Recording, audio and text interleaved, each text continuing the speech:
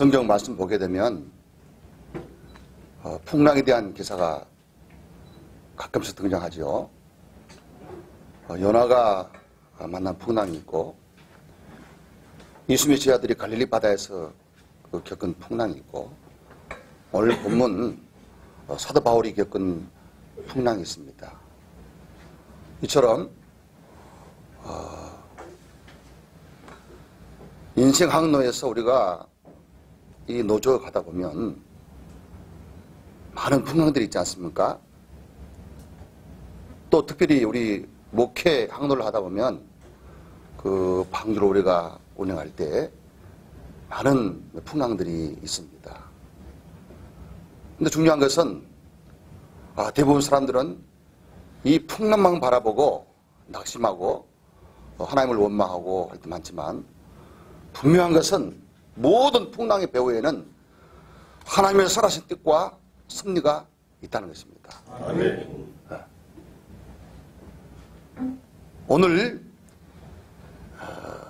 위대한 사도 바울이 로마로 가이사 황제 앞에 서기 위해서 배를 탔는데 그 배 안에는 바울도 있었고 백부장도 있었고 군인도 탔고 선장, 선주, 사공들도 탔고 또 지수들도 탔고 일반 선객도 탔고 다 해서 276명이 이 배를 타지 아니했습니까?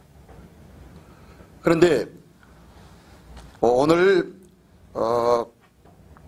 10절 말씀 보니까 바울이 비록 스스로 끌려가고 쇠사슬에 붙잡혀 있었지만 성령에 붙잡힌 바울이 내가 보니 이번 행선이 하물과 배만 아니라 우리 생명에도 타락과 많은 손해가 있으리라 그렇게 외쳤지만 그 배를 총괄하는 이 백부장 율리오가 선장과 선주의 말을 바울의 말보다 더 믿더라 그랬어. 그래. 여러분 이 배가 왜 엄청난 풍랑을 만나고 배에 있는 모든 기구가 다 바다로 던짐을 받고 배에 탄 사람들은 큰 고생을 하고 겨우 하나님 은혜로 목숨을 건졌지만 큰 위기와 환난을 만났습니까? 저는 그래서 오늘 이 시간에 왜 이 배가 풍랑을 만났는가? 두 번째는 풍랑을 만났을 때 배에 탄 사람들의 반응. 세 번째는 풍랑의 결과는 무엇인가? 잠깐 이렇게 살펴보면서 은혜를 받고자 합니다. 여러분, 왜 이 배가 풍랑을 만났습니까? 인생의 배, 가정의 배, 직장 사업의 배, 많은 배가 있지만 나라도 큰 배지요. 특별히 교회의 배가, 방주가 왜 풍랑 만나서 목회가 어려움이 오고 고난이 왔을까? 첫째는 오늘 성경 말씀 보니까 성령의 감동을 받고 말씀에 붙잡힌 하나님의 사람의 말을 듣지 않고 다시 말해서 하나님 말씀을 듣지 않고 인생 경험에 풍부한 선장. 여러분 나 같아도 항해에서 선장 말을 듣지 주의종 말 듣겠습니까? 참 베드로는 참 오비였지만 그래도 목수이신 예수님 말씀에 순종해서 많은 고기를 잡았지만 많은 영혼을 낚았지만 배 가득 차게 대부분 사람들은 이 책임자, 지도자, 이 백부장이 선장과 순주의 말을 바울의 말보다 더 믿더라. 이것이 첫 번째 풍랑을 만난 원인이라고 저는 생각합니다. 왜 우리 인생에 풍랑을 만납니까? 하나님의 말씀보다도 경험이라든가 이성이라든가 인간의 머리를 더 앞세우고 의지했기 때문입니다. 그 누구를 방문하고 특별히 주의 종들은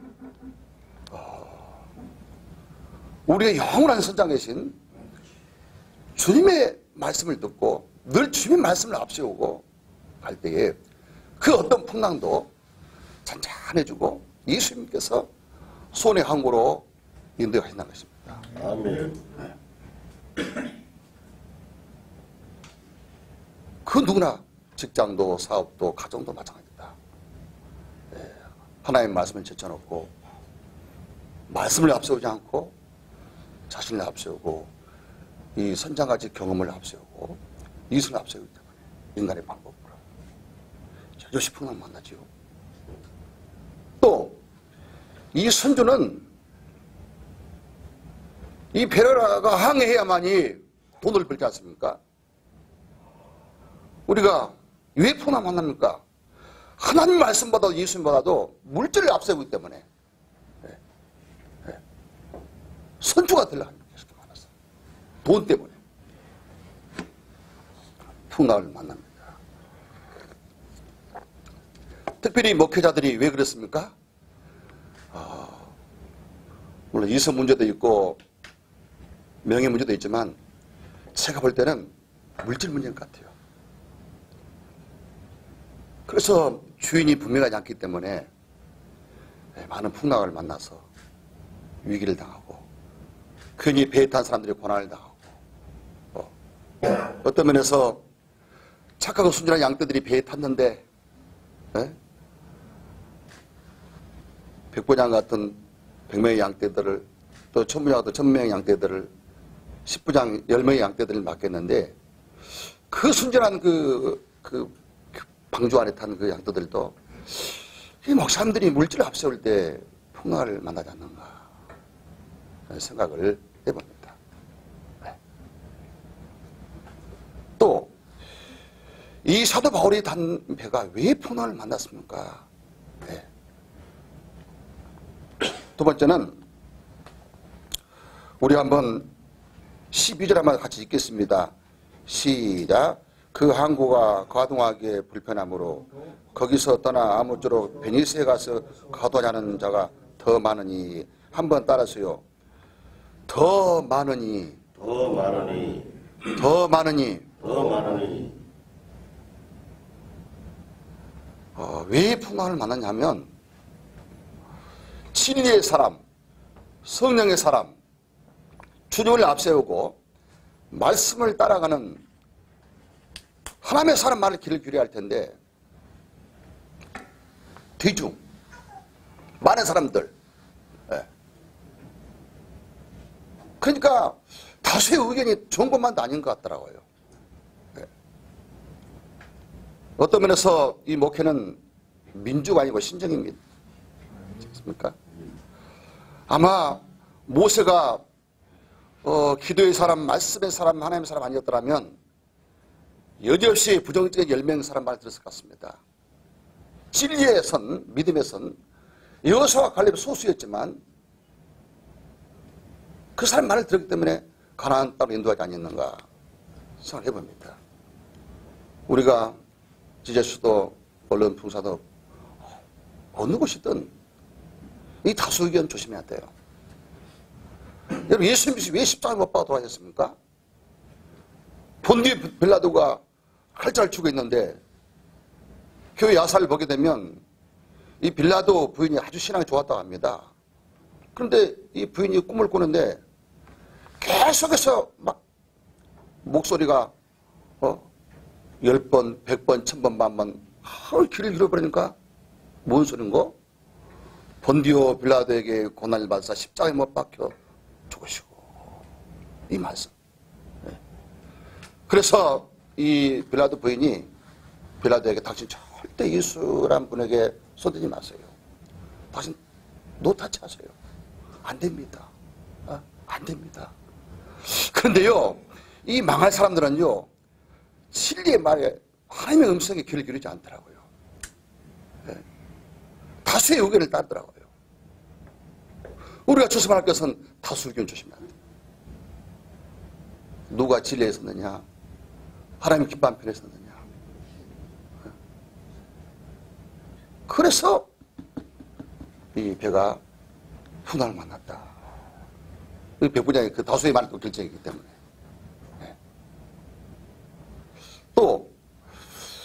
이 배가 왜 풍랑을 만났습니까? 우리 한번 13절 따라하세요. 남풍이 순하게 불매. 남풍이 순하게 불매. 저희가 득의한 줄 알고. 저희가 득의한 줄 알고. 예? 선주의 말을 듣고 다수유기를 따라서 배를 탔더니 허허 그 연하가 배를 타듯이 말이지 남풍이 순하게 불었어요. 득의한 줄 알고. 우리는 일시적인 성공에 정말 조심해야 됩니다. 일시적인 인기에 조심해야 됩니다. 고기가 일시적인 미끼 때문에 그걸 먹다가 어떻습니까? 걸려 죽잖아요. 우리 주의 종들이 정말 조심할 것은 영원한 승리, 영원한 멸류관, 영원한 주님의 칭찬, 이것이 길을 기울여야지 일시적인 인기라든가 조그만 꾀라든가. 그래서 일시적인 성공, 악인들이 잠깐 그렇지 않습니까? 이거 정말 조심해야 됩니다. 일시적인 성공에 귀를 기울이고 따라가다 보면 나중에 그 표가 바닷속으로 들어갈 수 있어요. 모든 거 다 잃어버릴 수 있습니다. 이런 등등 원인 때문에 바울의 담배가 엄청난 풍랑을 겪었다고 저는 생각을 합니다. 그런데 똑같은 풍랑을 만났으면서도 사실 풍랑 만나가지고 해도 별도 보이지 않고 여러 날 동안 약 보름 동안 고난을 다 겪었는데 275명은 낙심하고 좌절하고 이제 끝났다. 다 잃어버렸다. 네? 홍해바다 앞에서 이스라엘 백성들이 홍해바다와 애국 군대를 바라보고 낙심하고 원망하고 주의 정을 불평하고 하나님 원망하고 두 다리 다 뻗고 있었듯이, 그러나 하나님의 사람 모세는 십자가의 지팡이 말씀의 지팡이를 붙잡고 담대히 홍해를 향해서 가라듯이 이 사도 바울은 어떻습니까? 풍랑을 안 바라봤지요. 바다 소리에 귀를 기울이지 아니었지요. 오히려 기도하면서 하나님의 음성에 귀를 기울인 줄 믿습니다. 오늘 말씀 마지막 주님을 바라본 줄 믿습니다. 주님을 믿고 약속의 말씀을 붙잡고 말씀을 확신한 줄 믿습니다. 그래서 이런 위기 상황 속에서도 이 바울은 담대하게 여러분 안심하십시오. 하나님께서 우리의 생명을 지켜주실 것입니다. 배만 손실이 있지만 그러면서 축사하고 떼어줄 때 다 음식을 먹고 힘을 내지 않겠습니까? 또 바울의 말대로 이 배가 멜리드라는 섬에 걸리지 않겠습니까?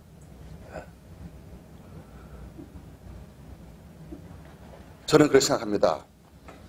저희들이 목회 현장에서 그 배가 어떤 풍랑을 만나서 위기에 온다 하더라도 모든 다수가 목사를 향해서 돌팔매기 한다 하더라도 우리는 그 풍랑을 바라보지 말고 그 다수의 음성에 귀를 기울이지 말고 다 지성소 깊은 곳에 들어가서 하나님의 음성에 귀를 기울이고 응답을 받고 확신 가운데 담대하게 목회할 때에 그 배가 구원을 받고 복을 받지 않는가 생각을 해봅니다.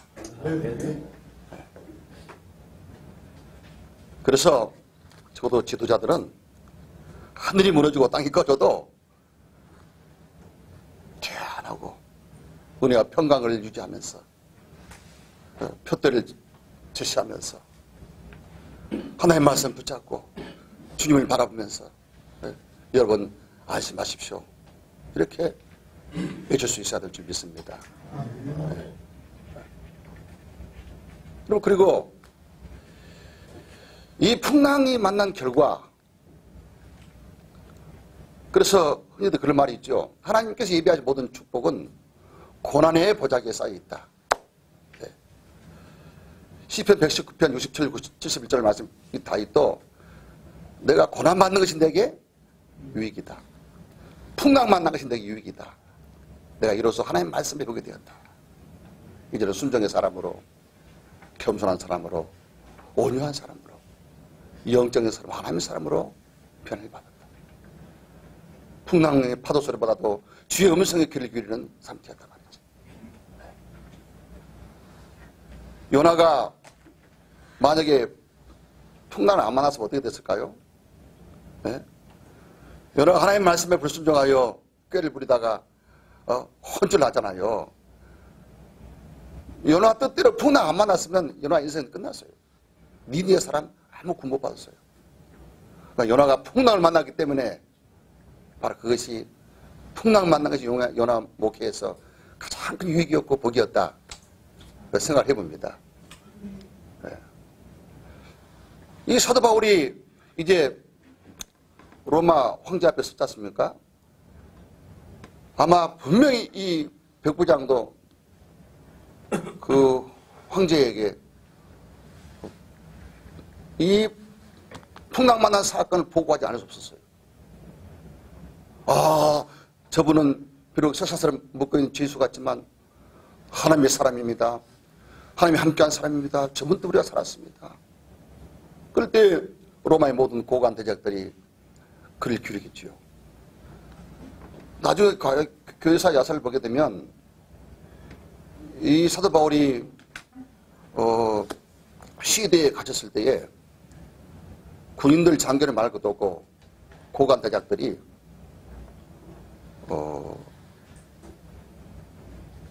밤에 많이 찾아가도 합니다. 니고데모가 밤에 예수 믿고 왔듯이. 그때 사도 바울은 비록 감옥에 갇혀 있었고 쇠사슬에 묶여 있었지만 주 예수를 믿으라. 그리하면 너와 내 집이 구원을 받으리라. 능력 있게 외쳤을 것입니다. 네. 나중에 300년도 못 돼가지고 이 로마가 AD 312년 콘스탄틴 대제 때 공식 종교로 인정을 받고 392년 데오디우스 황제 때 국교가 되지 않았습니까? 네. 또 그 애로운 아무도 가서 목회하지 않는 멜리데셈에 아무도 가지 않을 때 하나님은 그 섬 안에 택한 백성이 있었기 때문에도 이 풍랑을 만나게 해서 하나님의 사람을 만나게 해서 복음을 듣게 하고 택한 백성을 구원시키지 않았는가 생각을 해봅니다. 이 풍랑, 우리 절대 풍랑만 바라보고 낙심하고 찾아오지 말고 어떤 면에서 풍랑은 하나의 영광을 위한 위대한 축복인 것입니다. 네. 독일 쾰른에 가게 되면 지하 방에 2차 대전 때 갇혔던 그 병사의 피 묻은 글이 써 있는데 그런 글이라고 합니다. 온통 하늘은 칠흑까지 어둡고 구름이 가득 찼지만 여전히 태양은 존재한다. 이처럼 아무 소망이 없고 칠흑 같은 캄캄한 환경이고 낙심의 세월이지만 의의 태양 대신 예수님은 여전히 살아계시고 때가 되면 주님께서 어둠을 다 멸해주시고 정오의 태양처럼 인생을 축복할 줄 믿습니다. 네. 그 주님 보이지 않지만 저와 여러분을 여전히 사랑하시는 예수의 사랑은 언제나 오늘날 영원토록 변함없는 줄로 믿습니다. 우리 귀하신 우리 참으로 주님들 지금 어떤 면에서 영적인 풍랑입니다. 지지타임주도 얼마나 힘듭니까? 보험집이 얼마나 힘듭니까? 힘들어요. 풍랑이에요. 우리 여기서 현실만 바라보지 마시고 우리 모두 무릎 꿇고 주의 음성에 귀를 기울이셔서 택한 백성 구원시키고 하나님의 뜻을 멋있게 이루어드리는 저와 여러분 되시기를 주의 이름으로 축복합니다. 아멘. 기도하겠습니다. 은혜로우신 주님, 이 귀한 시간에 풍랑의 원인이 무엇인가 깨달았습니다. 인간의 꾀, 경험 이성 앞세우지 않게 하옵소서.